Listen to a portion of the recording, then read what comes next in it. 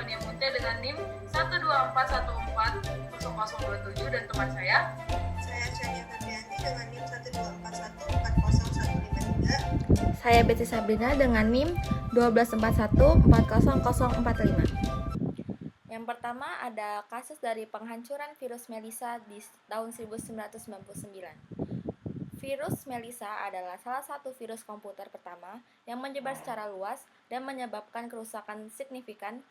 Kejahatan cyber ini terjadi pada tahun 1999 dan mengakibatkan kerugian jutaan dolar serta gangguan sistem email dan produktivitas global.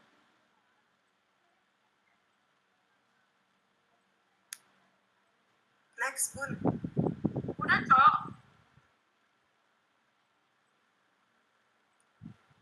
Jenis kejahatan. Virus Melissa diklasifikasi sebagai malware, jenis perangkat lunak yang jahat dirancang untuk merusak atau mengganggu perangkat komputer. Virus adalah program yang dirancang untuk mereplikasi diri dan menyebar ke komputer lain.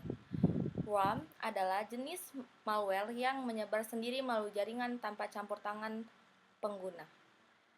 Trojan horse adalah program berbahaya yang menyamar sebagai perangkat lunak yang sah. Cara terjadi virus Melissa menyebar melalui email dengan lampiran dokumen Word. Setelah diunduh, virus mengirimkan salinan dirinya ke 50 kontak pertama di daftar alamat email pengguna. Yang pertama, email dengan lampiran. Pengguna menerima email dengan lampiran dokumen Word. Yang kedua, pengunduhan lampiran. Pengguna mengunduh dan membuka lampiran. Yang ketiga, penyebaran virus. Virus mengirimkan salinan dirinya ke kontak pengguna. Dampak virus Melissa yang muncul pada tahun 1999 merupakan salah satu virus komputer pertama yang menyebar melalui email dan menyebabkan dampak yang signifikan dalam dunia komputer. Ada 3, yaitu pertama, kerugian finansial. Perusahaan mengalami kerugian finansial karena gangguan operasional dan biaya perbaikan sistem. Yang kedua, gangguan sistem email. Sistem email perusahaan lumpuh karena virus yang mereplikasi dan menyebar dengan cepat. Yang ketiga, penurunan produktivitas. Karyawan mengalami penurunan produktivitas karena kesulitan mengakses email dan file penting. Tindakan pengamanan. Untuk menjaga infeksi virus, pengguna disarankan untuk memperbarui perangkat lunak, antivirus, dan tidak membuka lampiran email yang mencurigakan. Yang pertama, pembaruan antivirus. Perbarui perangkat lunak antivirus secara berkala untuk memastikan proteksi terhadap virus terbaru. Yang kedua, kehati-hatian lampiran. Hindari membuka lampiran email dari pengirim yang tidak dikenal atau mencurigakan. Yang ketiga, pencegahan phishing. Waspadai email phishing yang mencoba menipu pengguna untuk memberikan informasi pribadi. Tindak lanjut hukum. David Smith, mencipta virus Melissa, ditangkap dan dijatuhi hukum 20 bulan penjara karena kejahatan cyber yang dilakukannya. Di tahun 1999, virus Melissa menyebar secara luas. Di 2000, David Smith ditangkap dan didakwa. Di 2002, David Smith dijatuhi hukuman 20 bulan penjara.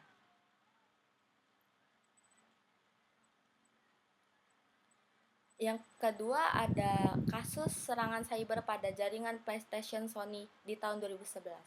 Pada tahun 2011, jaringan PlayStation milik Sony mengalami serangan cyber yang besar, memengaruhi jutaan pengguna di seluruh dunia. Serangan ini merupakan salah satu pelanggaran data terbesar dalam sejarah, yang mengakibatkan hilangnya data pribadi dan kerugian finansial yang signifikan. Jenis kejahatannya ada 2. Yang pertama ada serangan DDoS. Peretas menggunakan serangan distribusi denial of service atau DDoS untuk membanjiri server PlayStation dengan lalu lintas yang berlebihan menyebabkan gangguan dan kelumpuhan layanan. Yang kedua, pencurian data.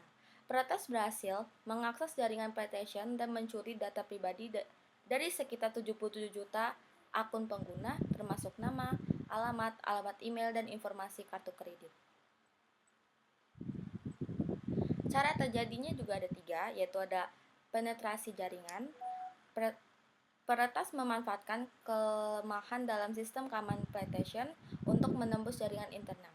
Yang kedua ada akses data. Setelah berhasil menembus jaringan, peretas memperoleh akses ke database yang menyimpan data pengguna. Yang ketiga ada pencurian data. Peretas mencuri data pribadi dari database dan melarikan diri dari jaringan. Selanjutnya, dampak yang terjadi adalah yang pertama adalah kerugian finansial. Serangan tersebut mengakibatkan kerugian finansial yang besar bagi Sony. Diperkirakan mencapai 171 juta US dollar, termasuk biaya untuk perbaikan sistem keamanan, kompensasi pengguna, dan kerugian reputasi. Yang kedua adalah hilangnya kepercayaan pengguna. Kejadian ini menimbulkan keraguan dan kekecewaan di kalangan pengguna PlayStation mengenai keamanan data pribadi mereka, yang berdampak pada reputasi dan kepercayaan terhadap platform. Yang ketiga, ada gangguan layanan. Serangan DDoS menyebabkan gangguan dan kelumpuhan layanan PlayStation Network selama berminggu-minggu, membuat jutaan pengguna tidak dapat mengakses game online dan layanan lainnya. Tindak lanjut hukum yang dilakukan adalah yang pertama ada tuntutan hukum. Sony menghadapi tuntutan hukum dari pengguna yang terkena dampak serangan, yang mengklaim bahwa mereka gagal melindungi data pribadi mereka. Tidak ada tindakan hukum signifikan. Tidak ada tindakan hukum yang signifikan terhadap individu yang terlibat dalam serangan cyber tersebut. Selanjutnya ada serangan cyber NASA pada tahun 1999. Serangan cyber terhadap NASA pada tahun 1999 merupakan salah satu kasus peretasan paling terkenal dalam sejarah. Kejadian ini menyoroti kerentanan sistem keamanan NASA dan dampaknya terhadap program luar angkasa. Cara terjadi penyusupan Jonathan James. Pencarian kelemahan. James melakukan penelitian untuk menemukan kelemahan keamanan dan sistem komputer NASA. Pemasangan backdoor. James berhasil memasang backdoor di sistem NASA yang memungkinkannya mengakses data secara diam-diam. Selanjutnya adalah pencurian data. James mencuri kode sumber perangkat lunak penting dan data sensitif lainnya dari NASA. Dampaknya adalah penutupan sistem NASA.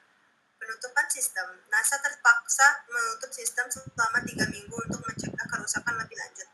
Lalu, penundaan misi. Serangan tersebut menyebabkan penundaan pada beberapa misi luar angkasa yang berlangsung. Selanjutnya ada biaya perbaikan. NASA menghabiskan sekitar 41.000 US dollar untuk memperbaiki kerusakan yang disebabkan oleh serangan tersebut. Dan terakhir adalah ancaman keamanan nasional. Pencurian kode sumber berpotensi membahayakan keamanan nasional dan memberikan informasi penting kepada musuh. Tindakan pengamanannya adalah peningkatan keamanan jaringan. Pertama, peningkatan keamanan. NASA meningkatkan keamanan jaringan dengan menerapkan langkah-langkah keamanan baru dan memperkuat sistem yang ada. Yang kedua adalah audit sistem. NASA melakukan audit sistem secara rutin untuk mengidentifikasi dan memperbaiki kelemahan dan keamanan yang mungkin ada. Yang ketiga adalah pelatihan keamanan. NASA melatih para karyawannya tentang praktik keamanan cyber terbaik untuk mencegah serangan di masa depan. Tindak pengamanan yang dilakukan adalah yang pertama, penangkapan. Jonathan James ditangkap oleh FBI dan diadili atas kejahatan cyber yang dilakukannya. Yang kedua, hukuman. James dijatuhi hukuman 6 bulan tahanan rumah dan masa percobaan karena perbuatannya.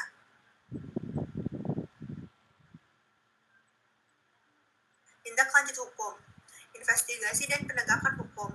Otoritas penegak hukum seperti FBI dan Badan Keamanan Nasional melakukan investigasi untuk mengidentifikasi pelaku serangan dan mengevaluasi dampaknya. Yang selanjutnya adalah penyusunan kasus hukum. Jika pelaku serangan berhasil diidentifikasi, penegak hukum akan menyusun kasus hukum untuk menuntut individu atau kelompok yang terlibat.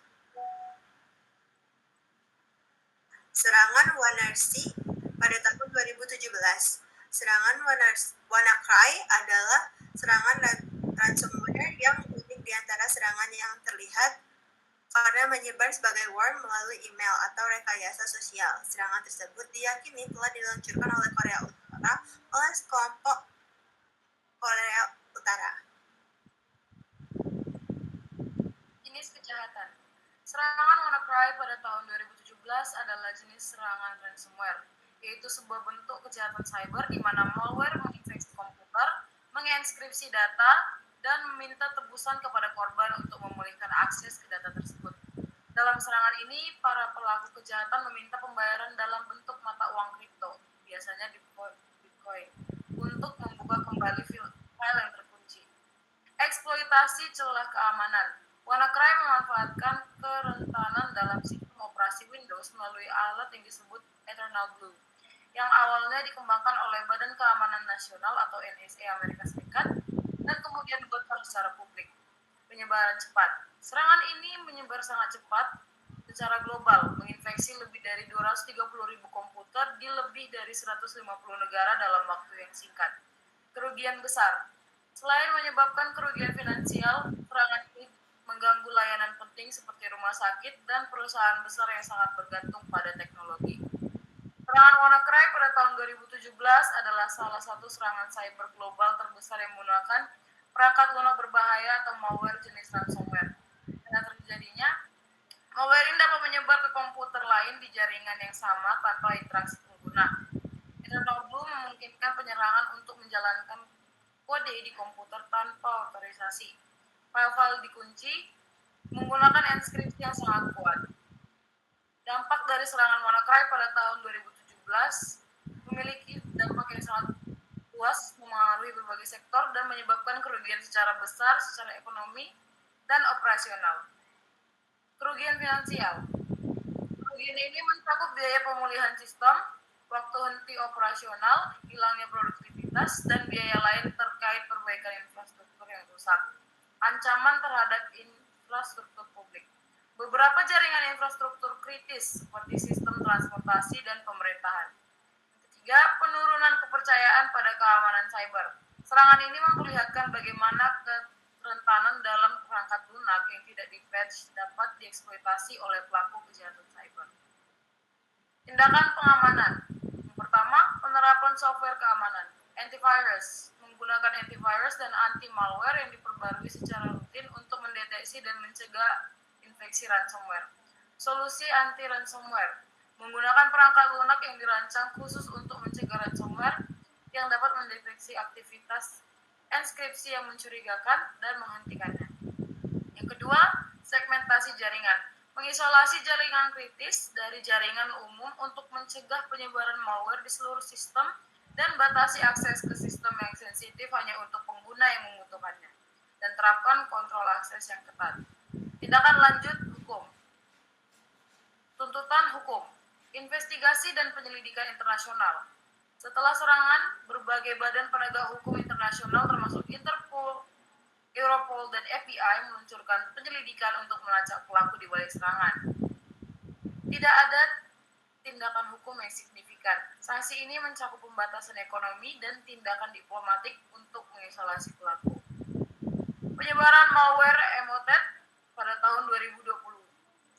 Penyebaran malware Emotet menjadi salah satu ancaman cyber yang paling signifikan di seluruh dunia. Malware ini awalnya berkembang sebagai trojan perbankan, tetapi kemudian berevolusi menjadi alat distribusi untuk berbagai jenis malware lain, termasuk ransomware dan trojan pencuri data. Jenis kejahatan cyber signifikan. Phishing. Kampanye phishing yang menggunakan email berbahaya menjadi metode utama dalam penyebaran emotet. Penipuan keuangan. Dengan akses informasi keuangan dan komunikasi bisnis, penyerang dapat melakukan penipuan keuangan. Pencurian data. Memanfaatkan keylogger dan teknik pengintaian untuk mengawasi aktivitas pengguna. Kejahatan terorganisir. Aktivitas emotet seringkali terhubung dengan kejahatan terorganisir, di mana jaringan penyerang berkolaborasi untuk menyebarkan malware dan mendapatkan keuntungan finansial dari aktivitas ilegal. Cara terjadinya, kampanye phishing. Email ini sering sekali menyamar sebagai pesan dari sumber yang terpercaya, seperti klien, pemasok, atau rekan kerja. Lampiran berbahaya. Ketika penerima membuka lampiran tersebut, mereka biasanya akan melihat instruksi untuk mengaktifkan makro. Unduhan malware. Setelah makro diaktifkan, emotet akan diunduh ke sistem dari server yang dikendalikan penyerang. Infeksi jaringan. Memanfaatkan teknik brute force untuk mencoba kredensial pengguna lain atau dengan mengeksploitasi kerentanan di perangkat lunak yang digunakan jaringan. Dampak: penyebaran malware emotet pada tahun 2020 membawa dampak yang signifikan bagi individu, organisasi, dan infrastruktur di seluruh dunia. Pertama, kerugian finansial. Banyak organisasi mengalami kerugian finansial yang besar akibat serangan emotet, terutama yang terkait dengan penipuan keuangan dan pemerasan. Kedua, gangguan operasional. Banyak perusahaan terpaksa menghentikan layanan mereka sementara untuk membersihkan infeksi, memulihkan data, dan mengatasi masalah keamanan. Tiga, pencurian data sensitif. Pencurian data ini dapat merusak reputasi organisasi dan menempatkan pengguna dalam risiko pencurian identitas. Tindakan pengamanan. Pertama, pendidikan dan kesadaran pengguna. Melakukan pelatihan keamanan cyber secara rutin untuk karyawan dan pengguna untuk membantu mereka mengenali email phishing, lampiran berbahaya, dan praktik tidak aman lainnya. Kedua, pengelolaan email. Mengimplementasikan filter email untuk memblokir email phishing dan lampiran berbahaya sebelum mencapai pengguna dan menggunakan teknologi autentikasi email seperti SPF, DKIM, dan DMARC untuk memverifikasi keaslian pengirim email. Tindak lanjut hukum. Investigasi dan penegakan hukum. Penegak hukum mengumpulkan bukti melalui analisis malware, pemantauan lalu lintas jaringan, dan penyelidikan digital untuk membangun kasus terhadap penyerang. Peraturan dan kebijakan keamanan.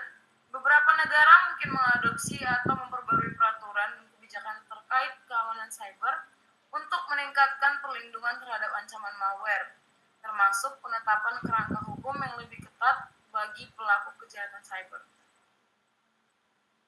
Demikian hasil presentasi dari hasil diskusi kami. Kami kelompok 1 mengucapkan terima kasih. Kurang lebihnya kami mohon maaf. Selamat malam.